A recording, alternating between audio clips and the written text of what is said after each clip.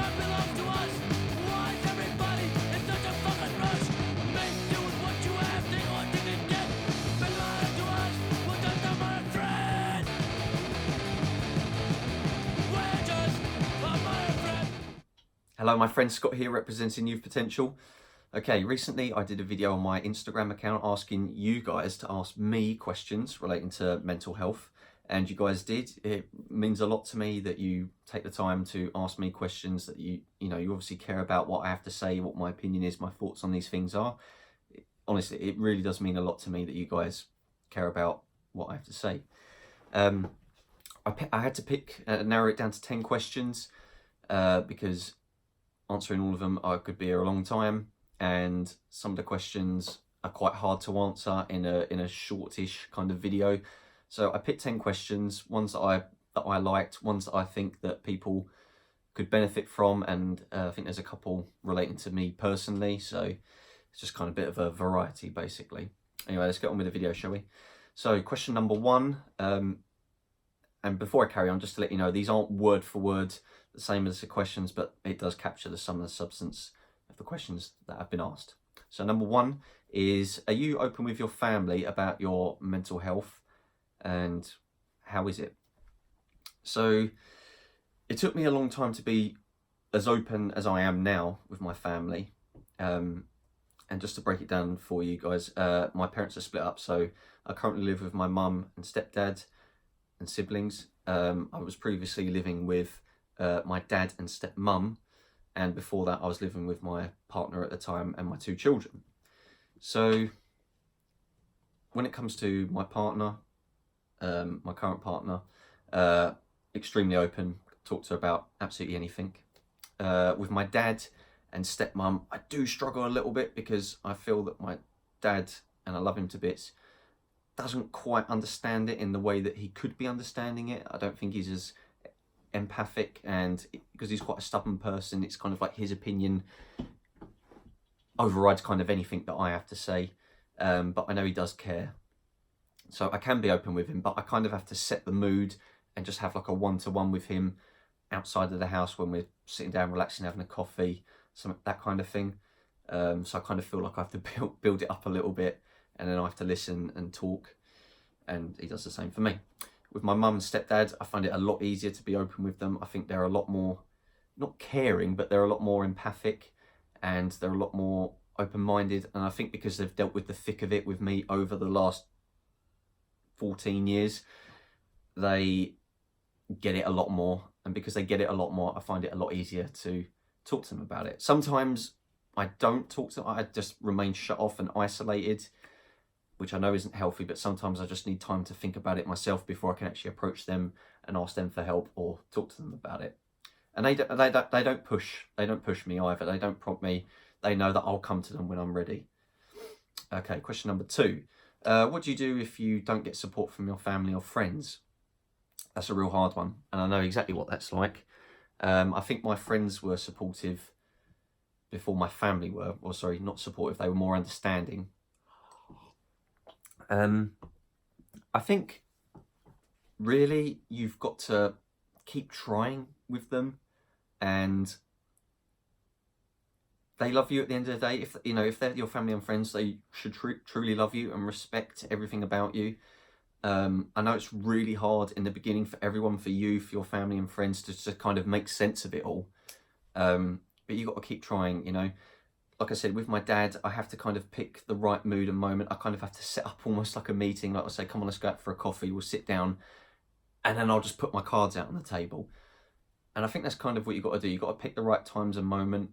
I mean, I remember the first time I ever opened up about my struggles was with my mum. It was off the back of an argument, and I said, "Oh, no wonder I feel like killing myself." And that made this real uncomfortable kind of conversation where she was really upset, I was really upset. I mean, by the end of it, we got our cards out on the table and I started to get help, which was good.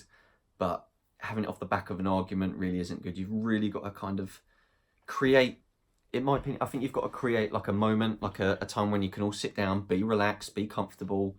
You kind of set in the mood. That's really the only advice I can give, because you can't make people support you. You can't make them understand. You can only try your best, and you've got to keep on trying, you know. It took me years for me and my dad to be able to talk about it and for him to understand and support me. But we got there in the end, and it's absolutely worth it because your family are always going to be there for you. Well, they should be. With your friends, I think it's, in my opinion, a lot easier to get their support. But if they don't support you and the time goes on and on and on, sometimes you just got to throw in the towel and just say, look, this person isn't supporting me. They're making me feel worse about my mental health. You've got to ditch them, and it is hard. But, you know, I remember one of my best friends, he said to me ages ago, you know, since you've been self-harming, that you've changed so much and it's really hard to be around you. And we didn't talk for a long time, but then we got back together. He had mental health problems, and then he kind of got it, and yeah, we helped each other through it. But yeah, at the end of the day, you just got to keep trying. Pick the right moments. Be honest and open with them. Listen to what they have to say. For them to be supportive, you have to listen to them, and they need to listen to you. If they're not listening to you, and this is going on for a great number of years, and they're bringing you down, I just wouldn't even bother. So question number 3, what mental illness do you have? I have official diagnosis of depression, anxiety, and EUPD, which is emotionally unstable personality disorder, also known as borderline personality disorder. I'm also awaiting on to be tested to see if I have autism. I don't know too much about it, so I'm not going to go into it. But yeah, anxiety, depression, EUPD. Question number 4, what's it like suffering with mental illness when you're raising children? Okay, so honestly, currently, I don't look after my children since my relapse, and that's for my benefit, not to get so stressed and make it worse for me, which is obviously a benefit to my 2 girls. I would not want them to see me in a state at all. They live with their mum and her partner, and they do a fucking brilliant job, okay? And I admire them for what they do. Of course, I miss living with my children, but it's what's best for everyone. And when you're a parent, you want the best for your children, which leads me to my answer. I think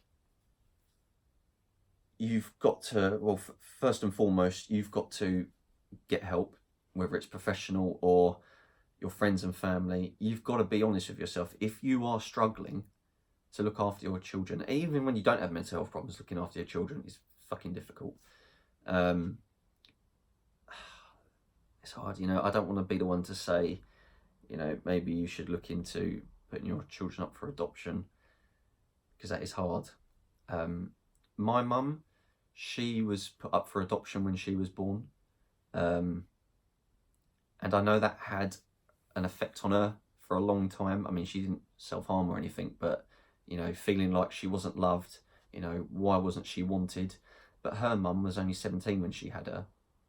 Fortunately, my mum's real mum gave my mum away to her sister, so strictly speaking, that would have been my mum's aunt.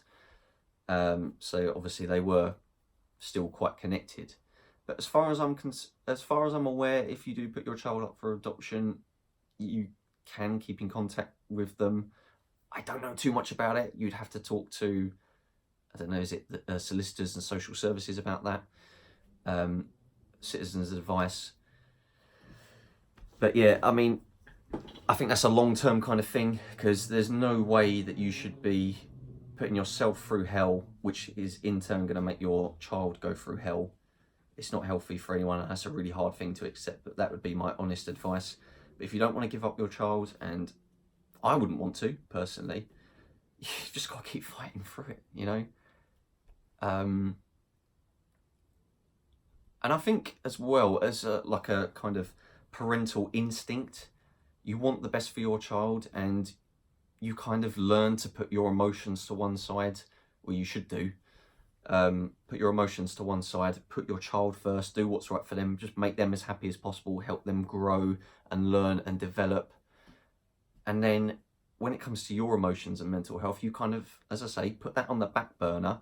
But then when your kids are asleep or you're not looking after them or whatever, that is the time when you've got to say to people, like whether it's your parents or your friends, your partner, I'm really struggling, I need help. And you just got to talk it through. You really have, okay?